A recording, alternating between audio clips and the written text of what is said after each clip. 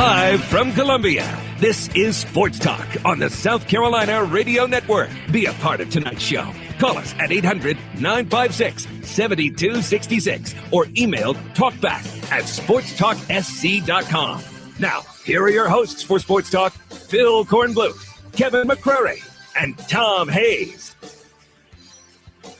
Compare them to some of the teams that have lost 9 and 10 games in other leagues that are top 10 in the country, and there's no comparison. But it is what it is. I think they're real good. Bobby Portis has established himself as an All-American candidate. Madden, senior guard, doing great things. Let me just say this. Nick Schuessler has come to work these first 2 days. You know, we've called him Sleepy Schuessler around here forever, and he's awake now, and it's really impressive. Fear Nick Schuessler. Fear Nick Schuessler as your backup quarterback at Clemson.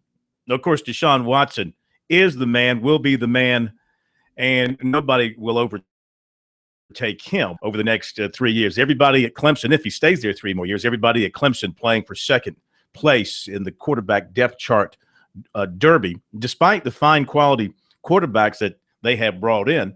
Schuessler, of course, was not originally recruited by Clemson. He was a transfer from Mississippi State. They do have waiting in the wings one Kelly Bryant, who threw for 1 million yards at Wren, and Tucker Israel, who Dabo says has never handed the ball off in his life. He has every snap thrown the football in his high school career. Came out of the womb throwing is how he put it. As far as Clemson football goes, no practice today. We will hear from Brent Venables, Tiger defensive coordinator. Frank Martin leading us off. He's getting ready for senior night over at the Colonial Life Arena. We'll dial up K-Mac here in just a couple of minutes live from the arena. The Gamecocks should take on a very good Arkansas team tonight that will be in a bad mood because they were humbled by Kentucky the last time out. Not so much in a bad mood because they lost to Kentucky. Everybody loses to Kentucky, but they just didn't expect to lose to Kentucky, even at Rupp, by 17 points. I think they expected to go in and give them a much better battle. Well, I think they've flushed Kentucky. I think they're in a bad mood because they remember that the Gamecocks pushed them out of the NCAA tournament with that loss in the tournament last year. So they already paid them back for that. It's payback again. No, it's payback. No, it's payback when you beat a team at their place. Yeah. That's when the big payback comes. Yeah. So we'll get a preview from K-Mac from there in just a little bit. Of course, USC basketball got a commitment last night, and I got to give Frank Martin and his staff credit for keeping this one under wraps. Even when the kid made a visit for the Mississippi State game, he's a 6'11 center, Trayvon Bunch. He is out of Wisconsin, but he's been around. He goes to what's called the SCORE Academy in North Carolina. That's located in the Durham Chapel Hill area. But before that, he was at Mount Zion Academy in Durham, and after that, he went to Georgia Prep in Georgia and Atlanta until they shut down their basketball program, and then he left to go to SCORE Academy. So he's sort of a basketball vagabond. On top of that, he reclassified last year from the 2014 class to the 2015 class to give himself a better chance of landing a college scholarship. So he is older, yeah. Oh, okay. And at one point at Mount Zion, he was averaging 15 points and 7 rebounds, and he had some good offers from like Marquette and Tennessee and schools like that. More on that coming up.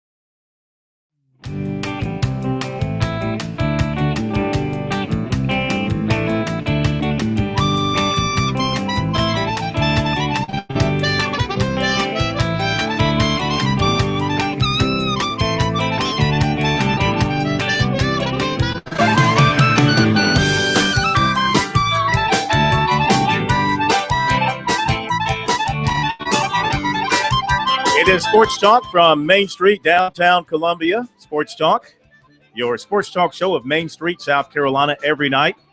Monday through Friday, your most talked about sports talk show in South Carolina, your most listened to sports talk show in South Carolina, your most knowledgeable sports talk show in South Carolina. And if you question any of that, I have nothing to back it up except for my own opinion. So you can question my opinion on those opinions. It's just like faith. You can't put it into substance, but if it's there, you know it's there. Okay.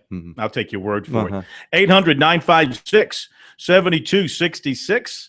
That's our phone number. Looking forward to taking your phone calls. And let's see, have a couple of lines open right now if you want to join us. 800-956-7266. Our email, talkback@sportstalksc.com. The website is sportstalksc.com. On Twitter, make sure you signed up to follow us on Twitter.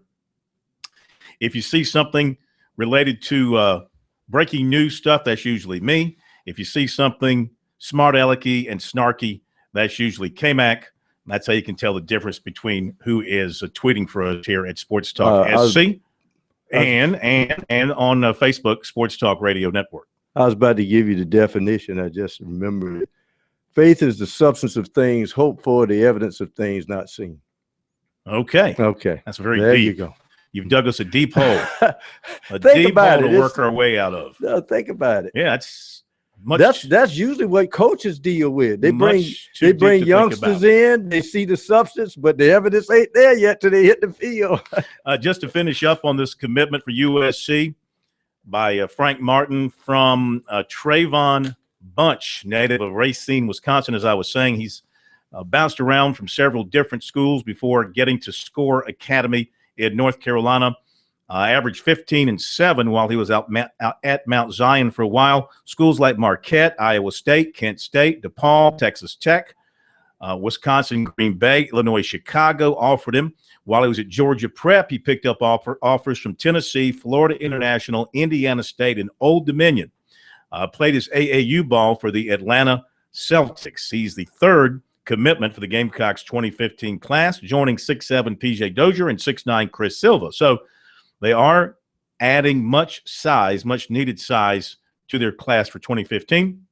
This puts them one over the number with the returning players and the incoming commitments. That gives them 14 committed scholarships. You can only have 13, of course, so they'll be back to crunching numbers, and they're probably not finished. As you know, he's offered a couple of junior college big men, which with this commitment, we'll have to wait and see if he continues to pursue them. But maybe he will, thinking he may clear out a couple of spots on his roster. All right, speaking of Frank Martin and the Gamecocks, they are warming up right about now, getting ready for their 7 o'clock tip against Arkansas at the Colonial Life Arena. It is senior night, and we send our junior representative, K-Mac, over to the CLA. What is the scene, K-Mac? Junior representative, huh? That's how you're going to treat me? You're not old enough to be the senior representative. Well, that's fine. That's good. You're our Ernest Hollings to Strom Thurmond. That's what you are. That's fine with me too. I like that on a lot of different levels. What you got for me? What you got? Is pretty old too. Yeah. We're getting set 45 minutes away from tip. The Gamecocks facing easily, just if you look at the standings, second best team in the SEC, 18th ranked Arkansas, coming off a loss to the first ranked team in the country and the SEC, Kentucky. So they're going to be dialed in certainly after going down 84-67 at Rupp, and a great player in Bobby Portis, who is averaging 17.5 points, 8 rebounds. He's blocked 44 shots this year. He's a very good player for the Razorbacks, and that's who the Gamecocks have to try to stop. And they didn't do a very good job of stopping Arkansas and Fayetteville when they lost by 20 last month. You're exactly right. I think Arkansas kind of pulled away in the second half of that game and had a pretty good working margin there for much of the second half. So, and we'll see if South Carolina can play with a lot more toughness and better defense at home. And typically at home, they play you pretty close. Even Kentucky, they played to a relatively close game and kept the scoring down against Kentucky at home. So, K-Mac, are we thinking this could be a game that goes into the last 5 minutes, maybe in doubt with the Gamecocks a chance to upset a top 25 team? Well, I think they would sign up for that right now if given the opportunity. Arkansas is definitely the kind of team that can run you out of the gym. They're not the 40 minutes of hell Razorbacks, but if you get into a tempo game with them, and Frank Martin talked about this yesterday, you're not going to be doing very well. They're going to just they'll be getting layups, and they make you work for everything. That's the key for the Gamecocks. It doesn't take a rocket scientist to break it down. They need to try to knock down some shots. It's been their bugaboo. If they get Dwayne Notice going, if Ty Johnson can pick up where he left off when he had a career high 28 points here on Saturday against Mississippi State, that would be big. And Darius Thornwell, if he can get rolling there and stay out of foul trouble, more importantly for him, the Gamecocks could make it a game down the stretch. But if they're not knocking down shots and they get some of their key guys in foul trouble, well, this could be another one of the repeat games that we saw in Fayetteville. Yeah. What's the health of the Gamecocks now? Any sign of Stroman? Is he in uniform tonight? Yeah, I think he's going to play, and we talked about him briefly yesterday with Frank Martin. He said he had played, and he had a sore throat on Saturday. I asked Martin about it on Saturday. He seemed a little frustrated by it. He just said he's not going to put him out there unless they tell him he can put him out there. It's really been a tough year for him in terms of that infection in his throat because he was really showing some progress and some signs of potential as a true freshman, and they need all the bodies they can get. So he'll be back. Of course, they won't have the two suspended guys for at least 2 more games. And we'll see if Martin decides to bring those guys back, Shamik Shepard and Demetrius Henry, for the SEC tournament. So they should have 10 guys available tonight. And they'll honor their seniors, Tyrone Johnson and Austin Constable, I think, would be the other one. Correct. The walk-on. Yeah, Correct. so those 2 guys will be on tonight. Well, the key point, I guess you could call Bobby Portis the stake, but the guy that's dangerous that South Carolina, in my mind, has nobody that can guard him is Qualls, because he's the kind of guy, Portis is a kind of steady force. He can explode on you, but Qualls is the showstopper. He can get the big steal. He gets the team going with some acrobatic slam dunks. That's the guy you really have to hold down. If you can keep him quiet, he's like a ticking time bomb. If he explodes, then the game is all lost for South Carolina. They have to slow him down. He is an exciting player. I guess when your Twitter handle's Mr. Walk On Air, that means you're pretty good. You're capable of some highlight plays, and he's also a big shooter too. From outside, I think he's their leading 3-point shooter. All right, K-Mac, we will check back with you for another don't put South Carolina in just yet totally into those play-in games on Wednesday at the Bridgestone Arena in Nashville. They do have a chance, though it's a slim one. They're 5-11. So right now they're the 11th seed, which would get them into that Wednesday bracket. They could, if they beat Arkansas and beat Tennessee, they finish 7-11. They could slip past Tennessee into the 10 spot. Tennessee is 7-10, and Alabama 7-10 in the 9 spot. So there's still a chance to get out of playing in that Wednesday play-in game. Of course, last year they played in it and they won. Got them some confidence and momentum. Went to the next day and they won, and then got beat in day 3. Well, the interesting thing about it is Tennessee, as you said, South Carolina, the number has to come up at some point when they can beat Tennessee. But Tennessee, we talked about NC State being Jekyll and Hyde. Well, the SEC has this Jekyll and Hyde team too, because Tennessee just walked a dog on LSU in Baton Rouge. How do you figure that out? And you really can't figure that out at all with those big men they have inside for the Bayou Bengals. But they did it. Which gives South Carolina some hope for tonight. Arkansas, though, they should feel pretty comfortable. They've been in town an extra day. Remember, they got out of Fayetteville before that big snow and ice storm hit yesterday. Back in a moment.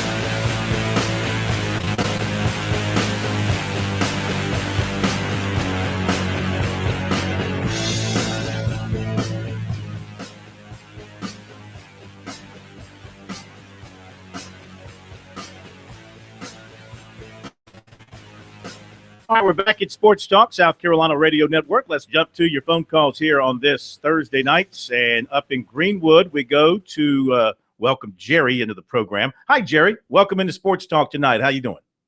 Phil, I'm fine. Phil, does Carolina have a chance at the NIT? Yes. I was just wondering because I thought they would see them playing on television. They look pretty good. They could be explosive sometimes. They do have an opportunity for the NIT. They got to win some more games. I mean, I'm talking theoretically. They get to a 500 record overall.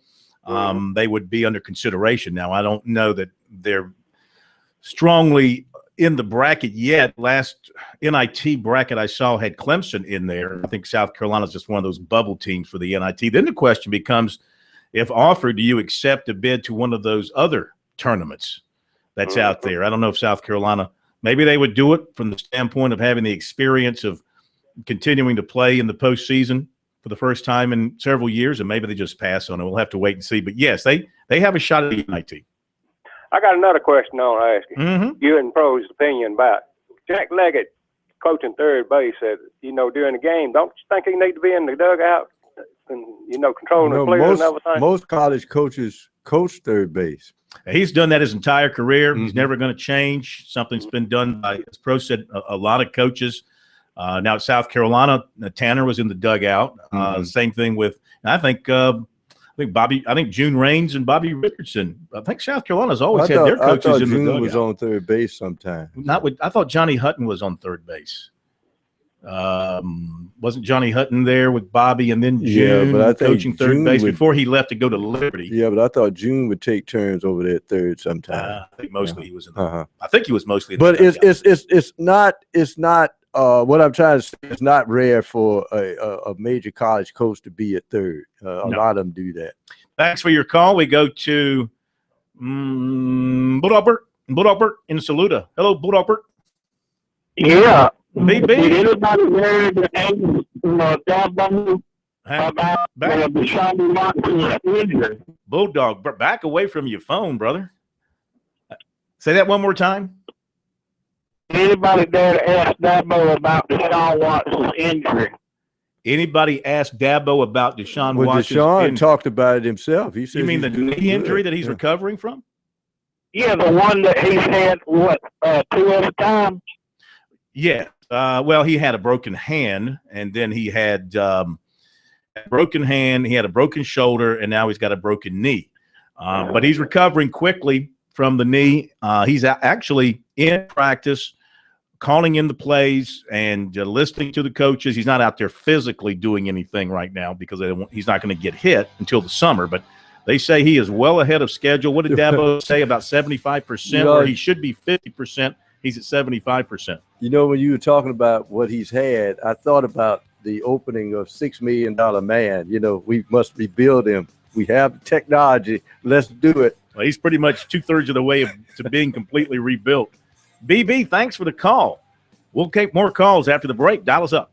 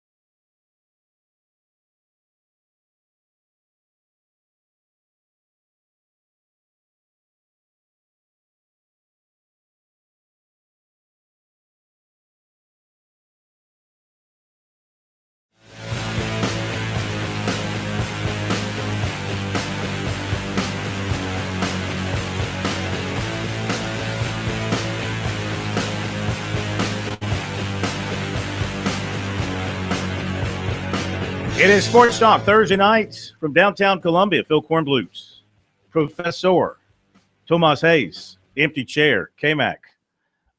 Chair over here behind the bulletproof glass, the steak man, Graham Pope. 800-956-7266. K-Mac over at the Colonial Life Arena for the basketball game tonight, USC and Arkansas. Arkansas, a very talented team, an exciting team to watch because of the style of play. Mike Anderson's a heck of a coach. You turn it over against them, you're done.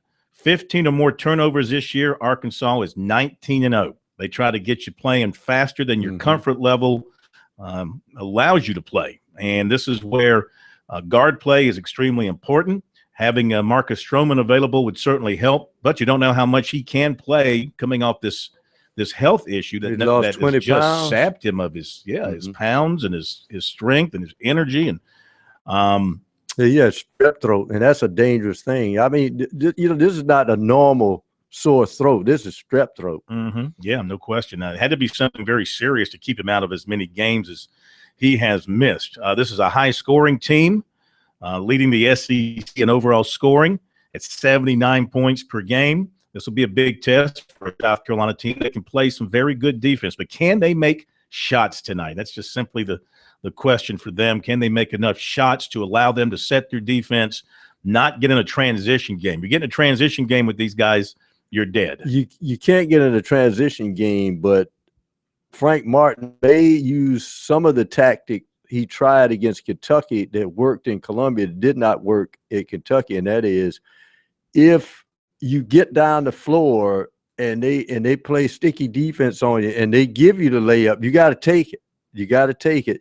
So it's almost like you'll speed it up when you want to and then slow it down when you want to. But at any rate, if they give you the easy basket, when you get over the top of their press, you got to take it. All right, couple of quick notes. Clemson's Jordan Roper named to the All-ACC Academic Men's Basketball Team.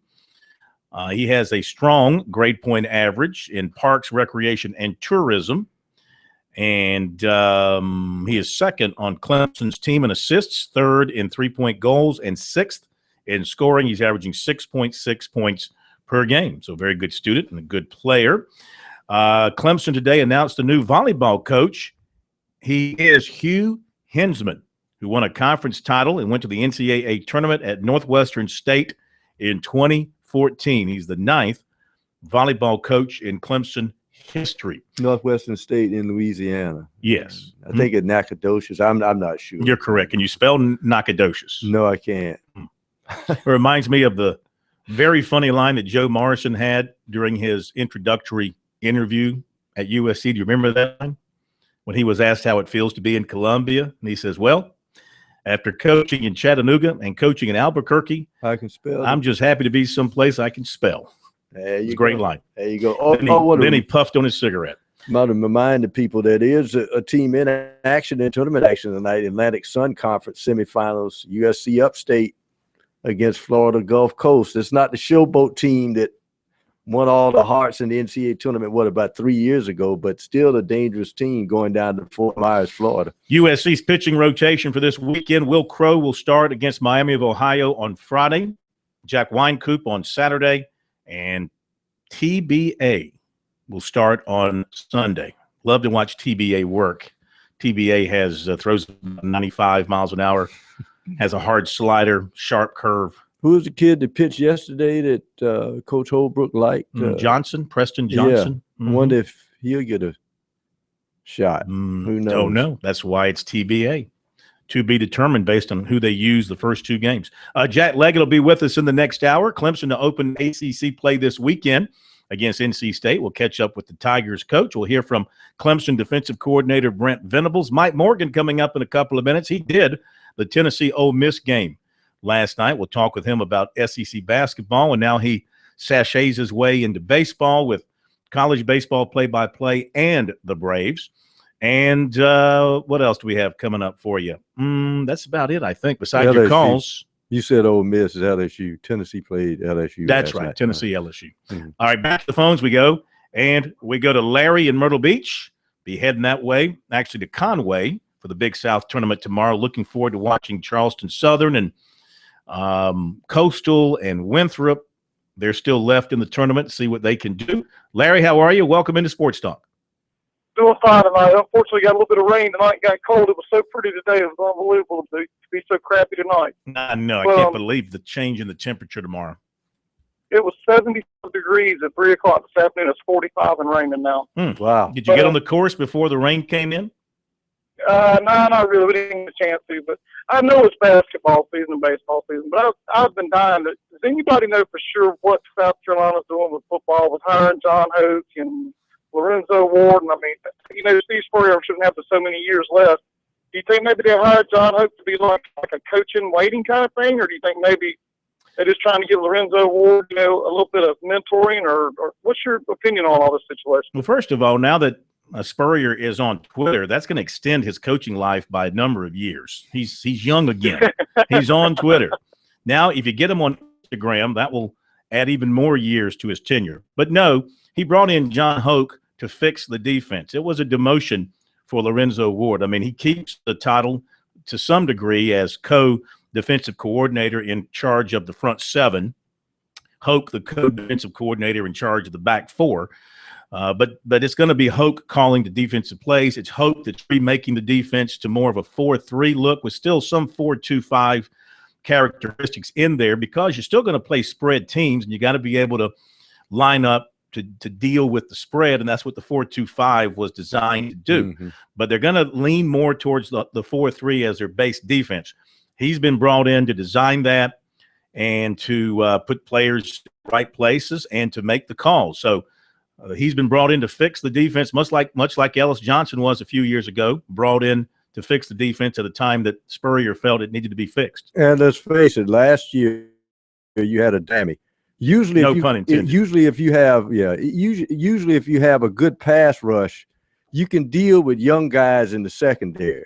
But when you have a weak pass rush and you have neophytes in the secondary, that's an incendiary device. I mean, you're just waiting for offenses to explode against you. With the personnel on paper, I think that's fixed.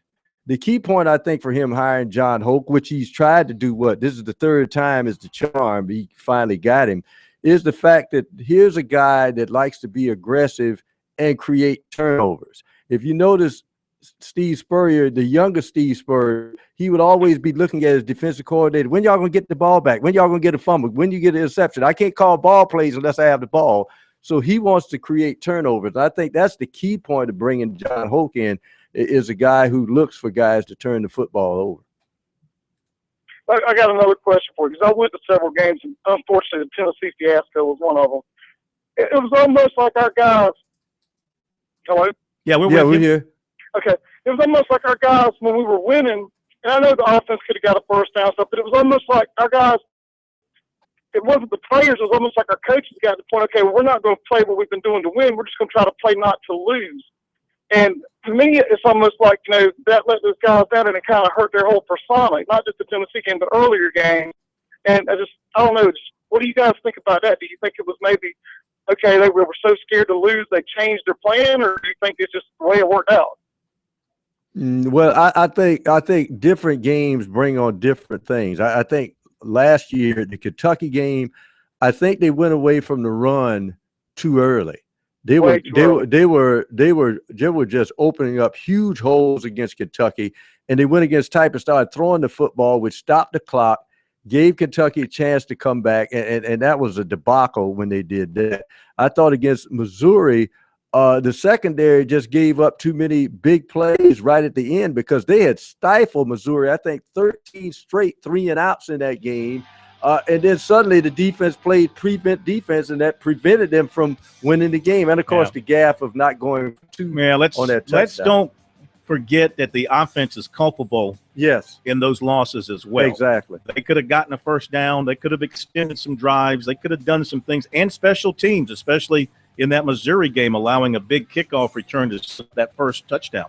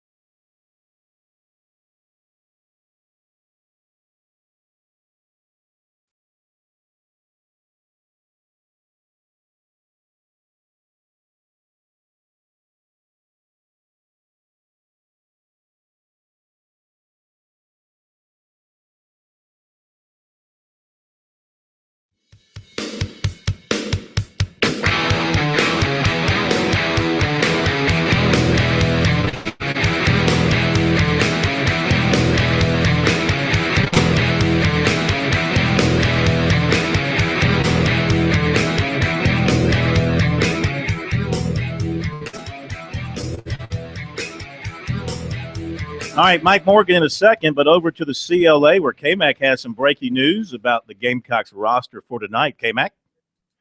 Yes, we talked earlier, and I saw someone out there shooting around, but he is not dressed. Wasn't out there during the warm-ups when they were doing the layup drill, so they will not have Marcus Stroman on the court again. It looks like he's still dealing with that throat infection. He said he practiced in full earlier this week, but wasn't cleared by the doctors. Right now, they are honoring the seniors, the senior manager, Austin Constable, and Ty Johnson, about 10 minutes away from tip. All right, thank you, K-Mac. That's not good for South Carolina. They need all the ball handlers and guard help they can get against this Arkansas team as we welcome in Mike Morgan here on Sports Talk, brought to you by Play It Again Sports here in Columbia. And Mike, Arkansas, as you well know, you've seen them. You know what they can do offensively. They put so much pressure on your defense. The Gamecocks down a good ball handling guard now with Stroman out. Where do you think South Carolina has to turn and go to deal with the pressure that Arkansas will put on you? Well, I think the biggest matchup problem just individually is Bobby Portis. Then again, he's a matchup problem for just about everybody out there. You're talking about a young man that is going to be a first-round draft pick in the NBA who's 6'10", 6'11". He can shoot. He's a force inside. And unlike a couple of the big guys that I just saw last night calling the LSU-Tennessee game, and Mickey and Martin, who also are going to be pros, those guys tend to take nights off, as they did last night. I haven't seen Bobby Portis take a night off. So you're going to get his best punch in all likelihood.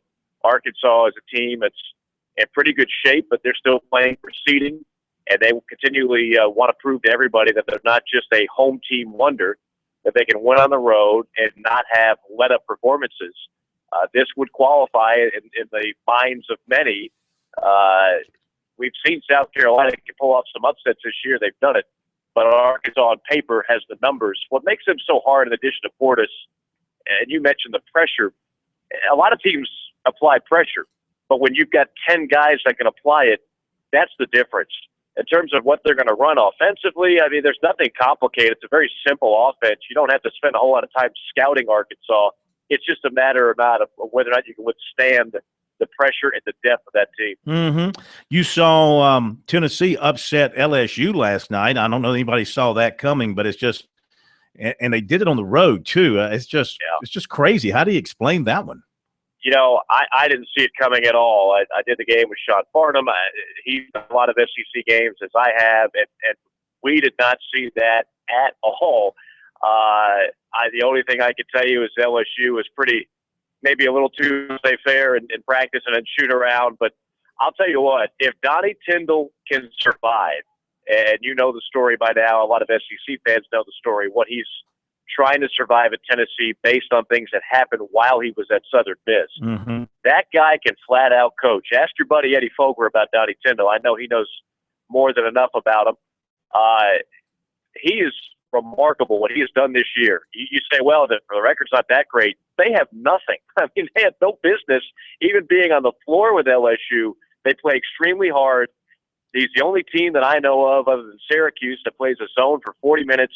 It stymies people, and there's just something about him. He has that it factor, much like Bruce Pearl had that it factor. If he survives, look out, because Tennessee will be back on the map in the SEC. All right, now it's on to baseball for you. What do you have coming up this weekend? You know what? I have a weekend off, and I'm going to cherish it. I go to Kentucky early part of next week, and then still getting the schedule for the rest of the year. Should be a very action-packed season throughout the SEC, but looking forward to enjoying the easy chair and watching some games on television this weekend. You got any Gamecock baseball games lined up already? I know the one that I have in what are we in now? March. The one that I have that's in the month of March is at Missouri, I believe. Got one game out there, so we'll see the Cocks up close and personal later on this month. All right, real quick, about 30 seconds. Early impressions on non-SEC play thus far. What's caught your eye? In baseball? Yes. Well, I mean, big picture, we talked about the actual baseball the last time, and it's already made a dramatic impact, I think, for the better. I think it's going to change strategy, and people will enjoy not just home runs, but offense as a whole. Other than that, I think we're still trying to figure out who the best teams are. I think it's entirely too early. But no question about it, some of the best ones reside in the two conferences you cover the most, the SEC and the ACC.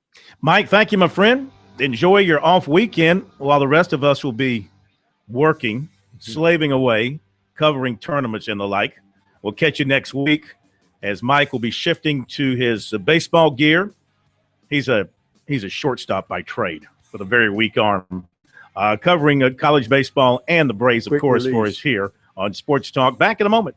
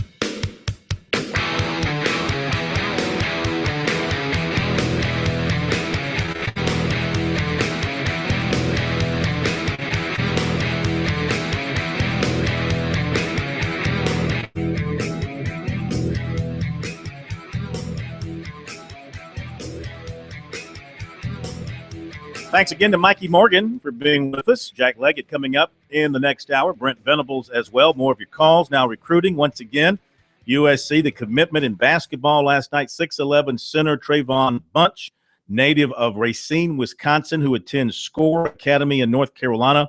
His commitment first reported by All Metro Hoops, citing his coach.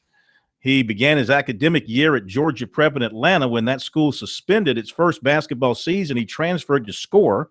Prior to Georgia Prep, he attended Mount Zion Academy. That's in Durham, and SCORE is in Durham. Reclassified from 2014 to 2015. At Mount Zion, reportedly averaged 15 and 7 and had offers from Marquette, Iowa State, Kent State, DePaul, Texas Tech, Wisconsin, Green Bay, and Illinois, Chicago. At Georgia Prep, picked up offers from Tennessee, Florida International, Indiana State, and Old Dominion. Visited USC for the Mississippi State game last Saturday. And the USC staff did a great job of hiding him because nobody picked up on it until the commitment was announced. Third commitment for the USC class. Football, defensive lineman Niles Pinckney of Whale Branch attended USC's junior day end of January, will not make it to Clemson Saturday, does plan to ride up there for a spring practice, also plans to visit Georgia Tech during his spring break, and he wants to get to Georgia at some point. Remains in contact with USC and Clemson recruiters. He talked with USC's Deke Adams Tuesday, Clemson's Tony Elliott last week. Only visit thus far USC for that junior day, and he enjoyed that experience, getting to check out their academics, saw the new condos for the football players and new practice fields, saw film with Adam of the schemes they'll run, etc. Plans to revisit USC this summer. No favorites, but he wants to make a decision before the season. said USC, Clemson, Georgia, recruiting him with the most effort. Last season, 98 tackles, 22 for loss, 5 sacks. Offensive lineman Tyler Pritchett of Auburn, Alabama, offered by Syracuse last night, also has a USC offer, plans to be at Clemson Saturday. Offensive lineman Clark Yarbrough, or we're pronounce this. It's spelled Yarbrough, but he says it's pronounced Yarborough. But there's no O before the R. I'm saying it could be pronounced. Well, you that way. insisted it was pronounced but Yarborough. But then again, you had your Hall of Fame quarterback name spelled Favre, but he pronounced Favre. Clark Yarbrough. Now you got me messed up. Clark Yarbrough of Woodbury Forest plans to visit USC tomorrow, Clemson Saturday. Wide receiver Benjamin Victor, who spells his name Binjimen. Benjamin Victor, Fort Lauderdale, picked up an offer from USC, and defensive back Tyler Tobias from Potomac, Maryland, plans to be at Clemson Saturday for their junior day. Check out recruiting online at sportstalksc.com. On Twitter, use that hashtag STRecruiting. We'll take you right to everything. Busy second hour coming up.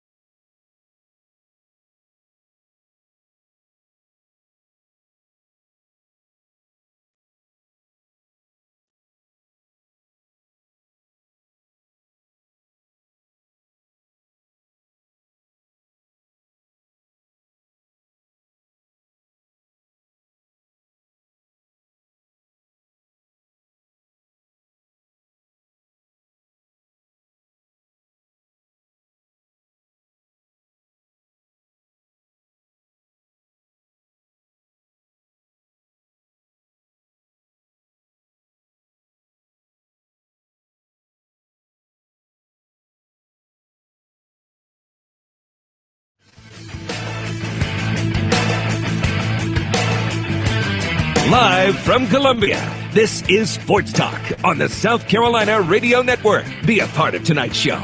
Call us at 800-956-7266 or email talkback@sportstalksc.com. Now, here are your hosts for Sports Talk, Phil Kornbluth, Kevin McCrary, and Tom Hayes.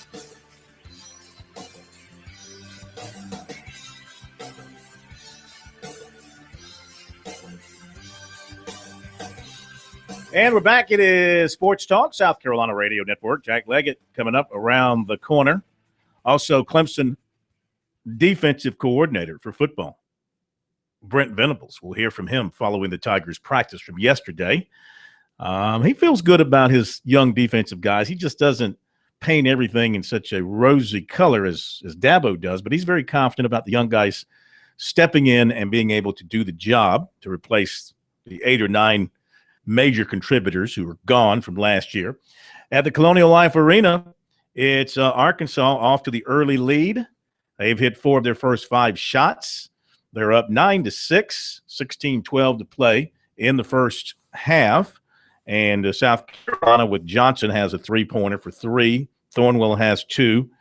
Carrera has 3 now, just made a free throw to make it a 9-7 game and a chance to get even closer, and they do, so it's a 9-8 game. But Frank Martin went crazy, went ballistic, because the foul was on Portis, and obviously you could see that Carrera was under him, but Carrera laid the ball up, and Portis was hanging on the net, pulling the net. So he wanted a basket. He wanted the basket interference because the basket didn't move, and they didn't call a thing. They didn't call it. Hang on a second. That looks like Stroman out there. Doesn't he wear number 1? He should. I think he does. He's out there. That looks like him. If it's not, it's an imposter. They brought somebody in from the student body to play for him. But, yeah, Stroman's in the game. So K-Mac had him playing. Then he had him not playing. And now he is playing and running around pretty good. We'll get an update from K-Mac in a little bit. So Stroman is in the game. I'm looking at the box score now. Yeah, he's in the game. So I don't know where the confusion came from. We'll find out about that. It's 13-8. South Carolina, one of their little slumps, won for their last 5. Now just knocked down a shot. So they're hanging in there 5 minutes in, 13-10. A couple of other quick notes to pass along to you. Former Coastal Carolina receiver Jerome Simpson has signed with the 49ers, according to some NFL sources. Good get. Kurt Busch. Delaware prosecutors announced today they will not file charges against him. According to the AP, he was suspended indefinitely by NASCAR. He lost 2 appeals in his case prior to the 500 after a judge said he almost strangled his then girlfriend last September. The hit woman? Beg your pardon? The hit woman? Yes. However, today the Delaware Department of Justice, after reviewing the complaints made of an alleged domestic violence against Kurt Busch, considering all the available information about the case, has determined that the admissible evidence and available witnesses would likely be insufficient to meet the burden of establishing beyond a reasonable doubt that Busch committed a crime. NASCAR issued a statement saying they are aware of that announcement today.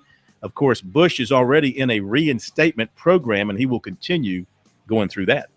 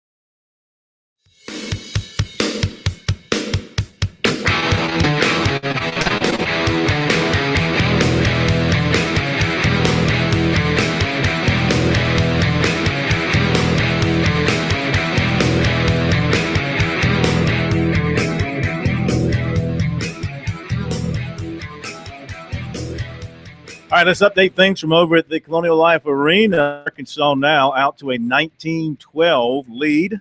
Arkansas 8 of 11 from the floor, 2 of 2 from 3. So they've got their shooting shoes on tonight. The Gamecocks 4 of 11. That's 36%. Arkansas is at 73%. And they're spreading it around. 1, 2, 3, 4, 5 different Razorbacks have scored at this point. Carrera's leading USC with 5. Portis has 5 for Arkansas. So it's Arkansas out in front 19-12. Upstate out early in their game. Yeah, 5 minutes in, Upstate down in Fort Myers, Florida, leading Florida Gulf Coast 8-0. This is the I think the semifinals of the Atlantic Sun Conference tournament. All right, let's turn our attention to Clemson baseball. The Tigers, believe it or not, boy, it comes up fast. They open ACC play tomorrow at North Carolina State. We welcome in Tigers coach Jack Leggett. You know, baseball is an unfair sport. You didn't even have 24 hours. I don't think you had, let me think for a second here. You probably didn't have 15 hours to enjoy your win over South Carolina in the series before having to go play Winthrop, and you lose to Winthrop, and now, you know, kind of put you in a bad mood after being in a great mood after leaving Columbia. Yeah, I mean, it's unbelievable, Phil. It just goes back and forth like that, up and down. I'm just choosing to accent them. We played really well this weekend. We played exceptionally well at our place on Friday. And I really liked the energy we had, and everything was going for us offensively and pitching-wise, and made some big pitches and some big plays. And then Saturday up at Greenville, they outplayed us in the third inning. They had a good inning there, and we actually pitched really well that whole game.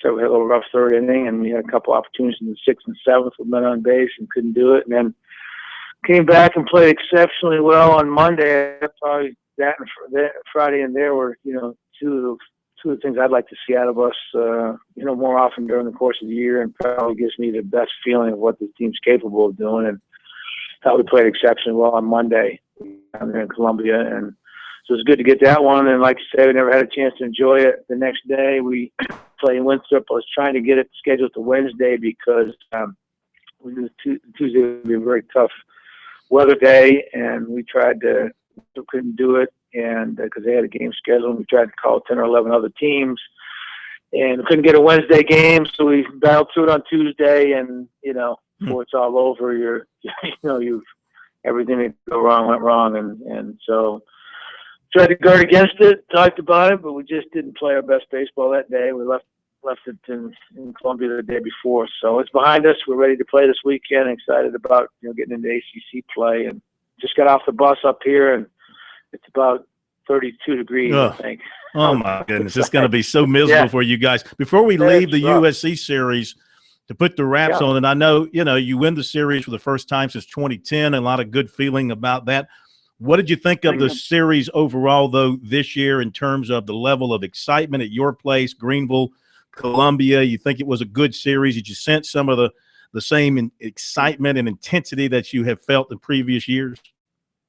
Oh, of course. I mean, it's always that way. I thought, our fans were into it, and they were glad to see us at home on that Friday night. And, we had to face a good pitcher in Will Crow, and we did some really good things offensively, and Crownover was really good. So I think the fans were excited about that. And then Saturday, we had a good crowd up in Greenville.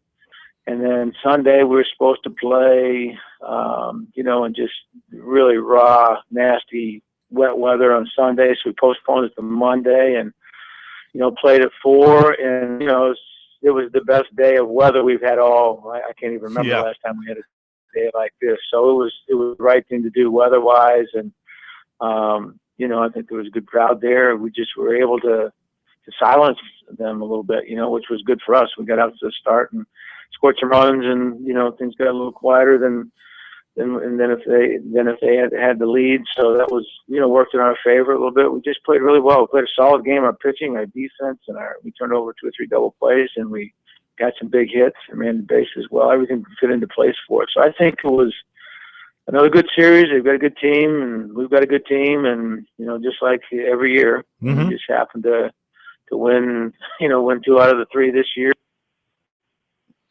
So it's always going to be competitive. We lost you there for a second, but we got you back now. That's good. All right, now NC State 7-3. They're 5-0 at home. What about the Wolfpack team? I saw them at baseball at the beach, and they got pummeled by Coastal Carolina that particular Sunday. Nothing went right for them, but they've recovered from that, and they're 7-3, like I said. What's your take on Coach Avant's team going into this weekend? They've got some good pitching, got some good arms. Their opponent's batting average is like 188. Their ERA is under 3 at this point. They've got some really good arms. We're going to face a righty, a lefty, then probably a lefty on Sunday.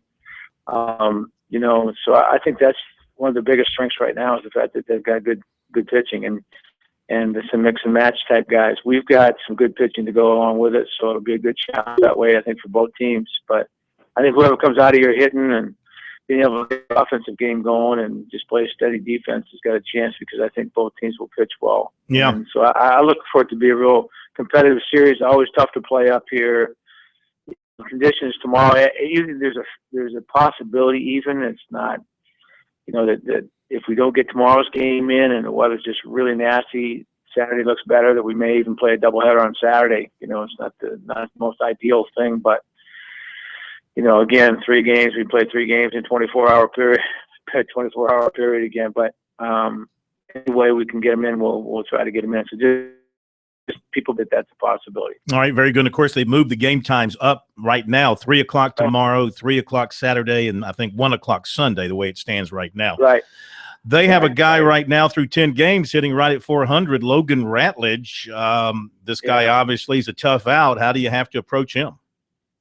He's always been good against us. He's a good hitter, and he's one of those guys, if you make a mistake and you leave a fastball up or something, he's going to hit it pretty good. And so he's one of the guys that we have to be concerned with without question. They've got another Kinsler, the catcher, has been throwing well behind the plate. He's also been hitting for him. He's sophomore. They got some new kids, the third baseman, the freshman, the shortstop's a good player. They got some good players. And so it'll be a good challenge for us. And like I say, going on the road, first ACC series, we'll see how we react, and hopefully we can play similar with a lot of enthusiasm and all that kind of thing, and have our focus where it needs to be, like we did last weekend. If we do, we got a chance to have a good ball club. If you can get Okie going with the bat, and he's picked it up a little bit in the last few games, and if you can get Slayton going with the bat, it's going to make a very potent lineup right now even more. I tell you, I love the way Wilson is swinging the bat, and the young man Roman's been great for you so far. He's batting .421. Yeah, we've got, Weston didn't play on Tuesday. Forrest has been sick. He'll be able to play this weekend.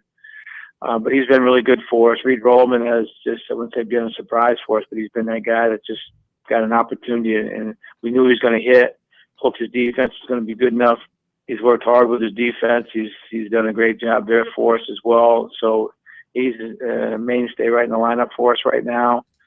We do have to get a bit, as you mentioned. It's a good observation. He's a guy that we need to get rolling a little bit. His on-base percentage has been pretty good because he's getting a lot of walks and so forth, but his swing just needs a little tweaking. Needs to get where he was this fall and early spring. So hopefully we can get him going, get his confidence rolling. And then Krieger's been good for us. Okie, he's always dangerous, and he's very competitive, in tough situations with men on base. So he's been good for us. And I think that Duggar, is just he's right where he needs to be, just not quite as consistent yet as I think he will be before it's over for us, because he's a really good player. And Andrew Cox, we've gotten some out of Andrew Cox and Eli White, are 2 guys that I think have been doing a good job for us in the roles in the 8 and 9 hole. And then Chase Penn has been doing good for us at second base, even though this is a new position, and he's a good offensive player for us. So we've got some piece of the puzzle. We just got to, get in a rhythm, get some warm weather, and keep playing all the time, Well, put your long johns on, and maybe put 2 or 3 layers of long johns on. You're going to need it. Jack, as always, good luck to you. Thanks for being with us tonight, and we'll talk to you next week. Clemson, NC State this weekend in Raleigh. Back in a moment.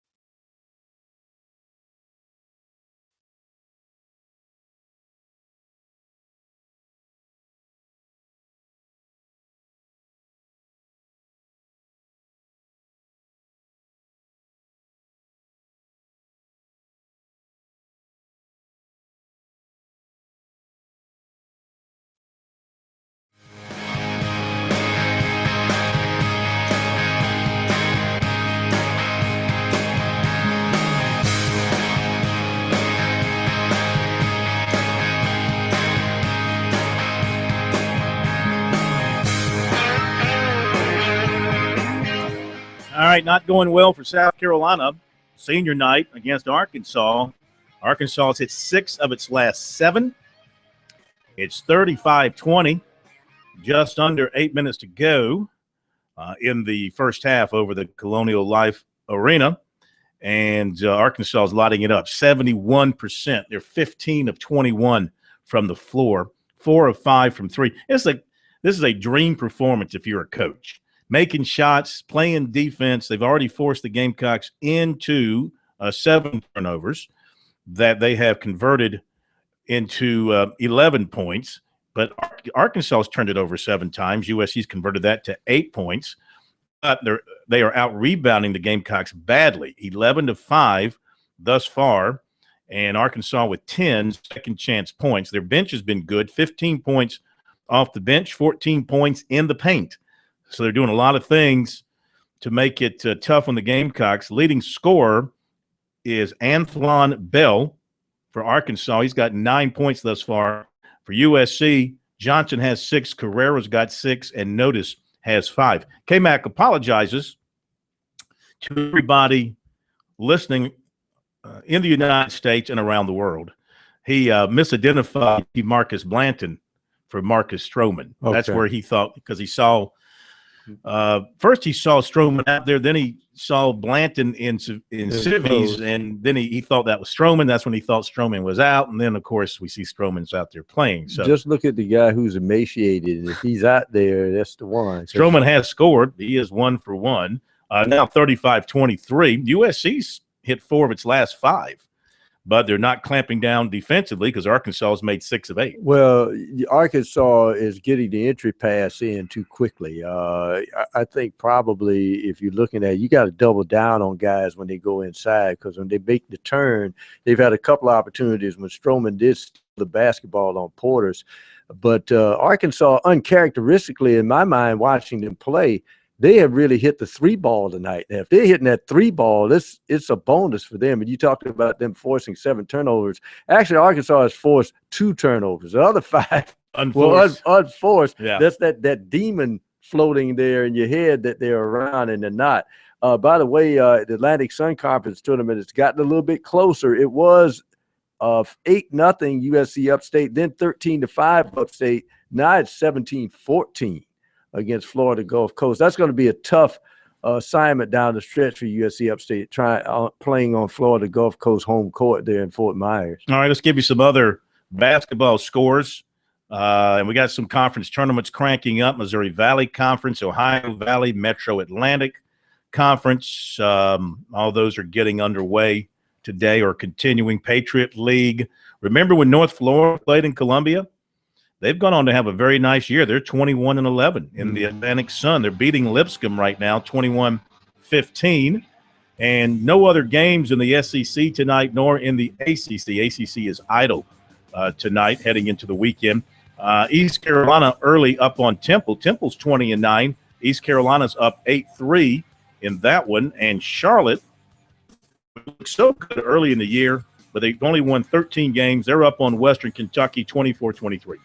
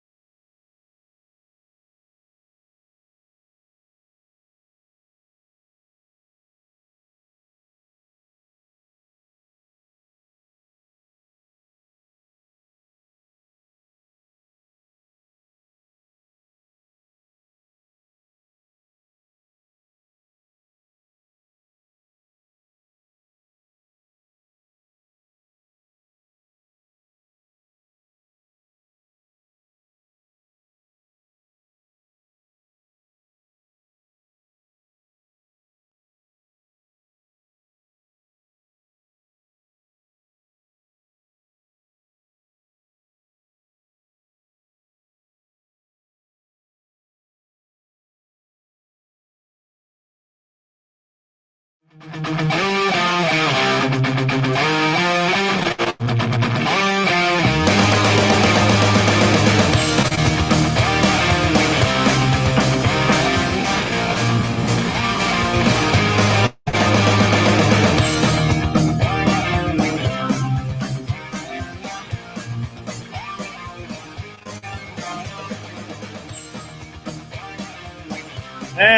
not going well. Not going well for the Gamecocks. Down 43-25. They've now turned it over 10 times. That's not good. Remember what we said when Archie turns you over 15 times or more, they're 19-0. Oh, yeah. They're still shooting 71%, 17 of 24. Portis now with 13 points, getting very little resistance. Akashis on the bench, he's got 2 fouls. And so he's pretty much got it his way inside. Carrera's really no match. Of course, Henry remains out with his suspension. Wonder what's going to happen. This is the last. They got one more game. Wonder what will happen if they'll reinstate, if Martin plans to reinstate those 2 for the SEC tournament or not. Which we'll find out soon after Saturday's game. 43-25. Arkansas has hit 4 of its last 5 shots. We'll get a complete recap of the first half from KMAC coming up in just a little bit. As for Upstate and Florida Gulf Coast, what's the latest there? It is now 22-17 Florida Gulf Coast, believe it or not. So that means they've gone on a 22-9 run since Florida USC Upstate went on that 8-0 run to start the game. So that's what happens when you're on somebody's home court for a tournament game. See if Upstate can weather that storm. Yeah, absolutely. All right, let's turn our attention to football for a couple of moments. Clemson, of course, in the midst of their spring practice, and they had workout number 2 yesterday.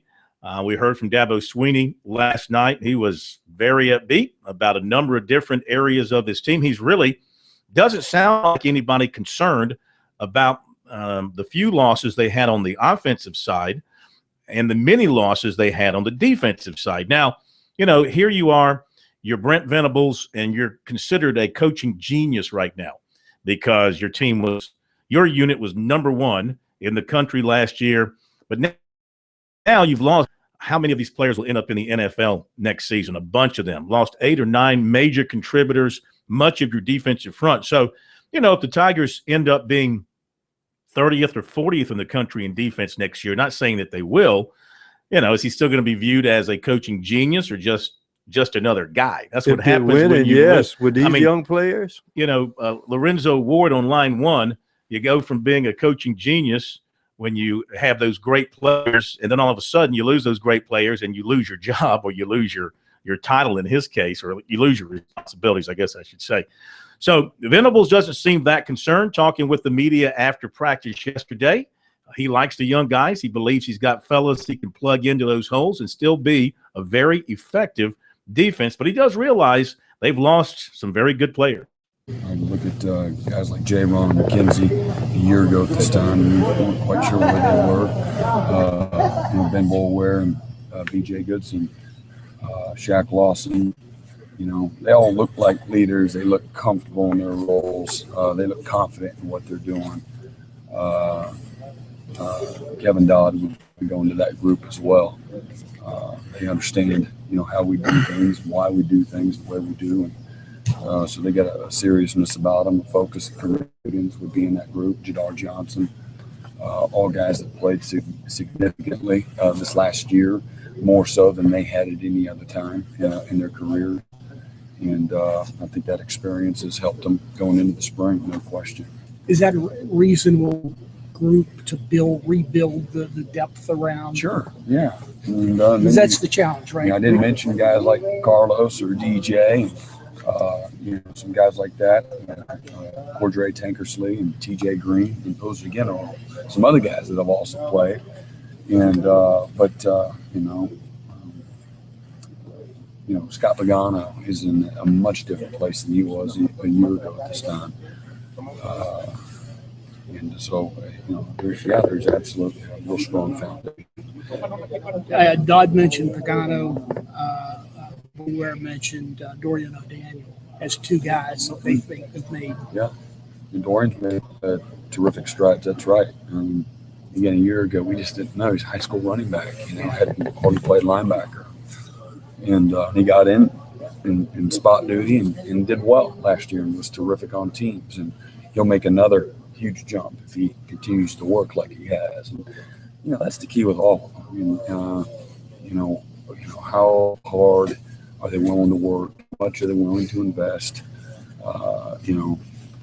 Can they bring other guys along with them, help other guys grow up? And, the competition part of it, staying on edge and staying humble, staying hungry. That's all, a big part of it too, going forward. Because there's not those older guys to lean on. They are the older guys now.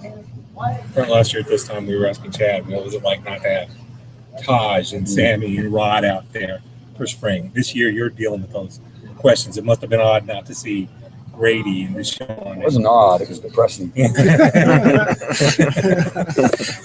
be all right. But that's a good group of guys. But we've known for a while, they weren't going to be here. So Coach has us go and address the opposite side of the ball. Just kind of give them a few words of encouragement in one of these meetings before we come out for spring ball. Last couple of years, I had a big stick to swing. Challenged them. When I went in there, and I was on my heels a little bit.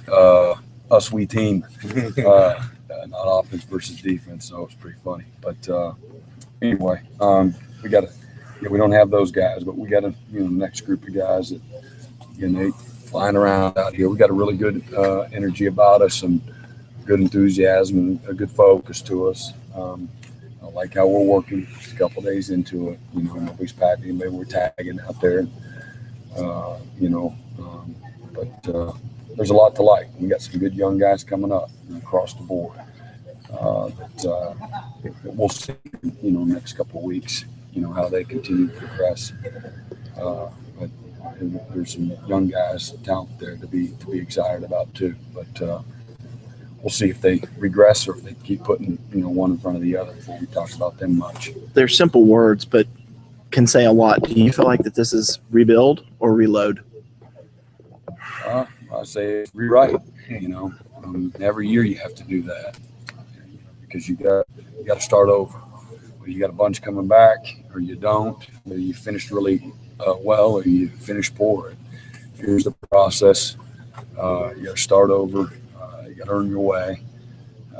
Just because you're a returning player that maybe played really well doesn't mean that's going to happen again. So you really do. You got to go back to the basics and fine tune and get guys to compete and be tough and physical and understand what we're doing. And you have to really kind of get back to the nuts and bolts of it, every year. So I just see you guys going to rewrite. Last year's book's been written. And, that's a group that will never return. And so, now these guys got to, create and write their own legacy. All right, Brent Venables talking about his Tiger defense here in spring practice and trying to keep it close to the level they were at last year. I mean, it's ridiculous to expect them to be number one in the country again, but they've got a good-looking group. You look at their front four, I mean, I feel like you can go to battle with Shaq Lawson, DJ Reader, Carlos Watkins, and Kevin Dodd. I mean, none of those guys have been regular starters. So Watkins was starting on and off before he got into the car accident, and that cost him a lot of time. And Lawson has kind of been in and out as a starter, but all those guys have played, except for Dodd. Dodd hasn't played all that much. The other three, they've played a pretty good bit. Then they're talking like Scott Pagano looks very good. They're talking like Okendeko has showed a lot of improvements. And then you've got young guys like Albert Huggins and Richard Jurgen and Sterling Johnson. Huggins and Johnson, shrine bowlers, waiting for their chance. It's a pretty good-looking group, though once you get past your front four there's not a lot of experience behind them. So the key is keeping that front four healthy. Yeah, and, the key point is if you can get a good solid rotation, that's the key to a good defensive line, because it's not so much those frontline players, it's who, when they come out for a rest, do you have those guys who can really pick up the slack until they return? All right, South Carolina trying to cut into that lead. They're down 12 as time is running down in the half. We'll catch up with K-Mac from the CLA in a moment.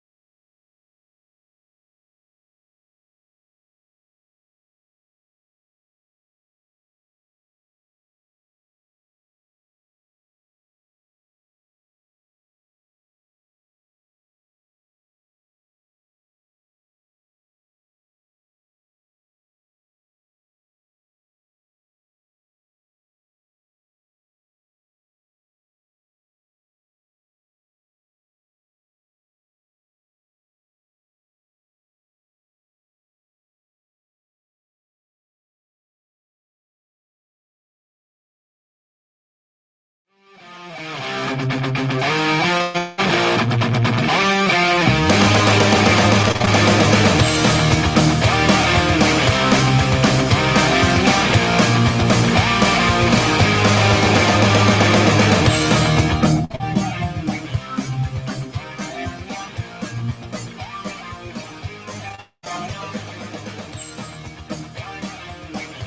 Gamecocks trying to scratch and claw their way back into this game. Every time they get really close, Arkansas sprints back ahead. Frank Martin is not going to be happy with his defense at halftime. Now they've given up 49 points as the seconds are winding down in the first half. The Gamecocks are down 49-38. The Hogs will play for the last shot of the half, and right now they're shooting 58%. The Gamecocks having a good shooting night of their own at 50%, but Arkansas has had their way with it offensively for the most part, and they're going to go in with perhaps a double-digit lead. They're going to go to the line here. Yeah, they're going to go to the line too, so they'll go in with at least a double-digit lead. Arkansas kind of here in the last few minutes only hit 2 of their last 10, while the Gamecocks have made 5 of their last 7. We'll get K-Mac on the line here in just a moment as soon as the game goes to the break. Bobby Portis with 15 and going to the line with a chance to add to that. And Ty Johnson, who's having a good game for his last appearance at the CLA, he has an even dozen on 5 of 9 shooting, including 2 3-point shots. So they're going to the half. Portis is the front end of the 1-and-1, and he and Qualls having a big night. Portis with 15, Qualls with 10. That's 25, nearly half of the team's, over half of the team's points. They've got 49. USC's got 38. And we'll bring him back in here in just a moment to give us the information from his seat. I will tell you this. In the end zone, by the way. They were down 43-23 on life support and went on a 10-0 run to get back in the game and had cut it to 9 with a chance to cut it to 7. So, if I'm Arkansas's coaching staff, I'm not happy. Yeah. We had this team buried, and y'all let them up off the floor. Okay, Mac joins us now. And like I said, Frank Martin's not going to be happy either. This is a coach that prides himself on defense. He's given up 49 points in the half. I imagine that he'll be drilling his team on the basics of defense in that locker room, K-Mac. Yeah, the most points the team has scored in the first half on the Gamecocks, that 49-point margin. The other high was 43. Kentucky, so that kind of lets you get a point of reference there. But Arkansas was at 43 points with about 5.5 minutes left. They really went into a little bit of a funk. The Gamecocks had a 13-2 run to cut a 20-point lead down to 9. Arkansas did answer, but it is 49-38 at the half. All right, very good. Why are you whispering? Well, they're doing some kind of swearing in of the military at mid-court. I don't want to. Are you going out there? You going to rush out there to join? I don't want to accidentally enlist. Well, tell us about the pressure from Arkansas. The Gamecocks have turned it over 11 times now. As Pro has mentioned on the air, some of those unforced. But, when you're playing Arkansas, sometimes they force you into turnovers by not forcing anything on you because you're playing at such a pace that you're not used to. You make those unforced errors. And that's exactly what's happening. They want to speed you up. That's their game. Mike Anderson was, as we all know, he is a disciple of Nolan Richardson, and that's what they do, and they want to get you in that up-tempo. Sounds like we lost his connection there, it sounds like. Maybe the government pulled the plug on him since he's talking during induction ceremonies. Maybe so. Maybe the CIA. They got a jammer. No, they just got a jammer. They pushed the button on that jammer. They CIA has grabbed K-Mac, and they're dragging him out of the arena. All right, 49-38, South Carolina. They have a shot. They have life in this game, only down 11, and they are at home. So, again, Johnson with 12 for USC. Carrera has 8. Kashinas has 4. Thornwell has 4. Notice has 7. Stroman doing the best he can on that little frail body. He's got 3. But, see, Hakafishis got into early foul trouble with 2. Didn't play very much. Let's see how much he played. He has not scored, nor has he gotten no, he got 2 rebounds before he got into foul trouble. But you got to get something out of him. This is a game. He actually played 10 minutes. Yeah, this is a game where it may be too quick for him, Phil. He gets into those funks where he said, "Wait a minute, what's going on?" And you can't stand out there and think against a team like Arkansas. You got to react. Yeah, here's an interesting stat. Let me just see what this looks like here. Well, it's the same. Average possession time in seconds in this game for Arkansas has been 15 seconds. The same for USC. So, I mean, maybe that's not a good thing because South Carolina is trying to play at Arkansas's pace and get shots up that quickly as K-Mac rejoins us. And you're watching it there from your seat. I mean, are you – oh, we got a break coming up. We'll hold him over during the break. Hang on, K-Mac. I'll finish my question here. I will say this. The difference in this ball game, you can talk turnovers all you want. I have not seen Arkansas be so proficient from the three-point line as they had. If there's any difference in this ball game. 5 of 10. Yeah. But here's the thing. They've gotten 19 points off turnovers and 14 second chance points. That'll get you beat.